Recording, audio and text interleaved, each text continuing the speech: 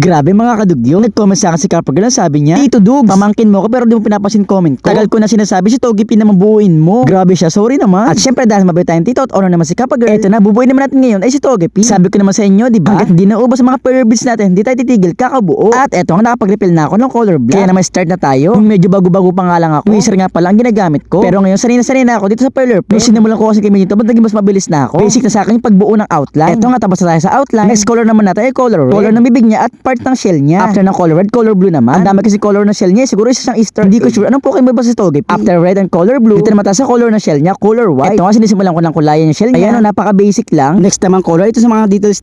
Para mga shadow. Medyo color white siya na medyo ma-brown. Kaya ito light brown ang gamit ko. At sa wakas, dito na tayo sa last color. Ang pinaka-most sapisyating part. Fill in na lang tayo ng color ni Togepi. So yun, ito nga, finish na. Ngayon naman, ipapatungan na natin siya ng tape. Bago tanggalin, make sure natin na diin at dikit lahat. Pinaplano natin ito bubutasin isa-isa. Nakakapagod kasi yun eh. Pero titignan pa rin natin ang resulta kung smooth ang kakalabasan. So ito nga, pertungan ko na siya ng parchment paper. Pinansya ko na siya ng sideways ng ilang minuto. Ngayon na yan, pwede na natin tanggalin. Tinanggal ko na siya sa tape. At dito naman sa parchment paper. Grabe mga kadigot, kahit walang butas, smooth ang kinalabasan. O diba mga kadigot, sobrang ganda. Kahit nga hilikod ay perfect. Napakakinis na pagkaagawa ko. Ngayon naman, tara, idikit natin to dito sa rep ko. Dito pala karami yung mga prayer beads ko. Dito ko na siya ilalagay sa tabi ni Maril sa ilalim ni Dragonite. O ayan natin eh. O diba mga kadigot, sobrang ganda, sobrang cute. The more, the merrier. Oh mga kadigot, sino next na bubuuin? Sino kaya?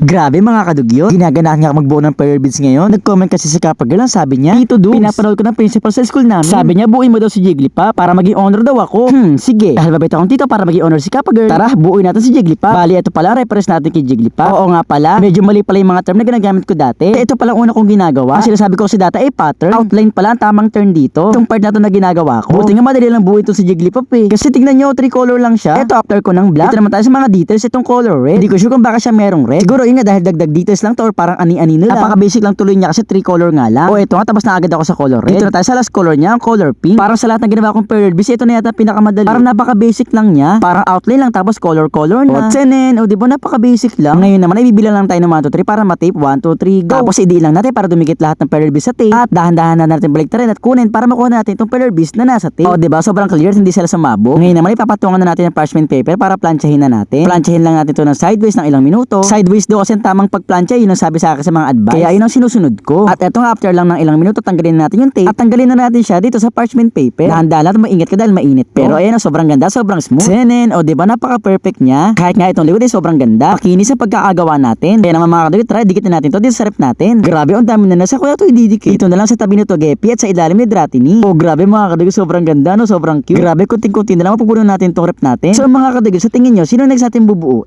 Sino at ano kaya?